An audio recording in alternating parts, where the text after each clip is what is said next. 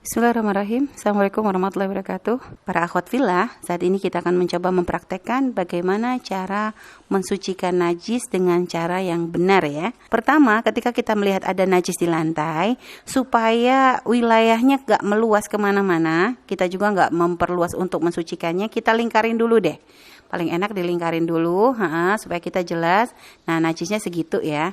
Baik, najis kita lingkari supaya nanti mensucikannya nggak terlalu melebar. Nah, setelah itu kita ambil tisu ya.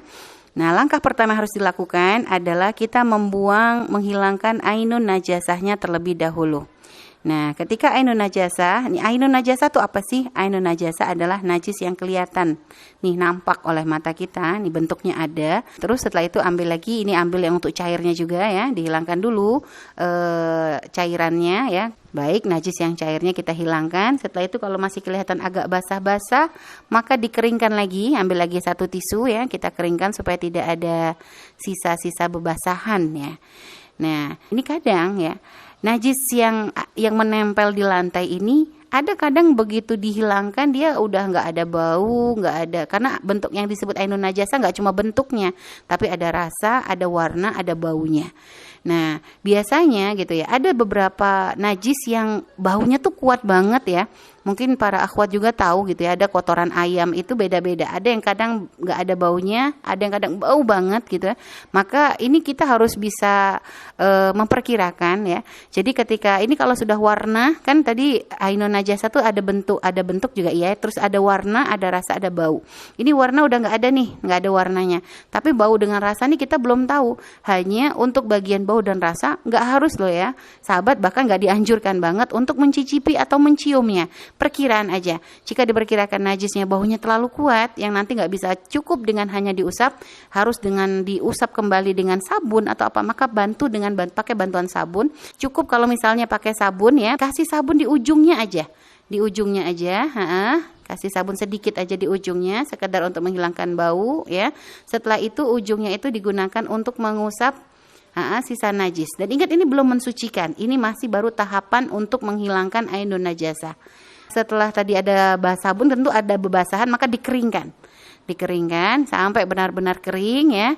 Dan setelah itu sebelahnya juga sama dengan tisu yang sama pun kalau ternyata masih bisa ya, nggak usah ganti tisu. Kita pengen ngajarin para akhwat juga untuk irit masalah tisu, karena ini masih najis juga.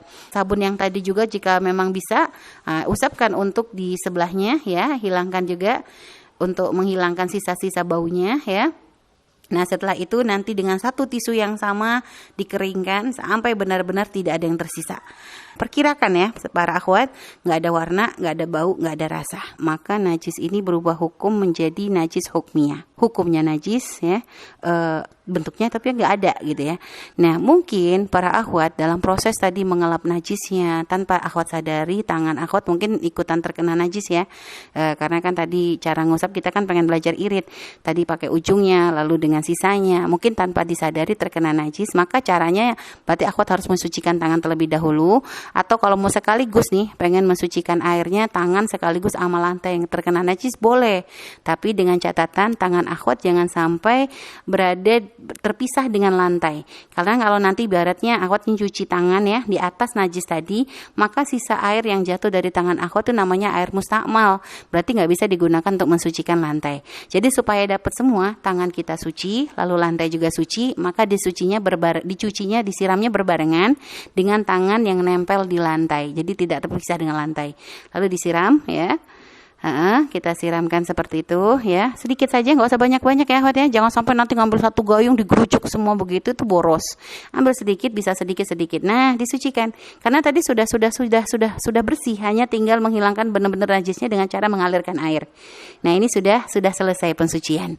Begitu juga nanti di sebelahnya sama juga caranya. Nah, ini karena tangan tadi udah suci nih, berarti kita langsung posisi langsung siram aja ke tempat yang ada najisnya tadi ya, sedikit segitu, lalu diratakan ke ke sisanya. Nah, lihat, dikit banget. Yang penting airnya bisa dialirkan, bisa diratakan ke tempat yang terkena najis, itu sudah cukup. Nggak harus airnya tuh langsung disiram banyak-banyak ke semuanya, nggak.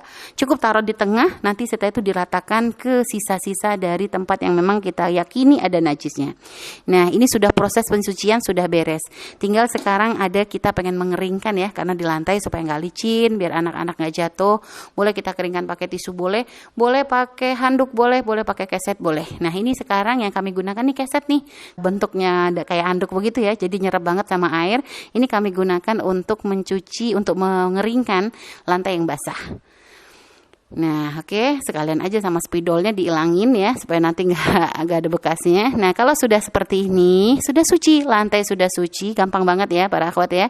Dan juga untuk kesetnya, ini keset jangan dianggap langsung kesetnya jadi najis nggak boleh dipakai. Enggak, kesetnya suci.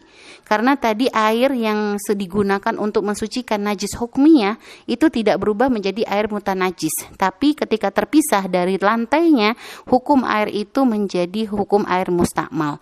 Air mustakmal itu gimana? Suci tapi nggak mensucikan. Sehingga karena dia itu air suci, maka keset yang tadi kita gunakan untuk mengelap air tersebut hukumnya adalah suci. Boleh kita letakkan kembali di depan pintu untuk jadi keset lagi. Begitu mudah sebenarnya menghilangkan najis. Yang penting kita tahu caranya. Asalkan ingat, jangan dengan cara dipel. Karena kalau dipel airnya tidak mengalir, maka tidak akan mensucikan najis, akan tetapi memperlebar najis. Dan juga nggak usah capek ngepel satu rumah. Ternyata cukup dengan cara yang tadi kami ajarkan, berarti rumah kita sudah kembali suci. Baik, ini saja, wallahu a'lam bishawab. Semoga bermanfaat dan bisa menjadi ilmu yang diamalkan. Terima kasih. Wassalamualaikum warahmatullahi wabarakatuh.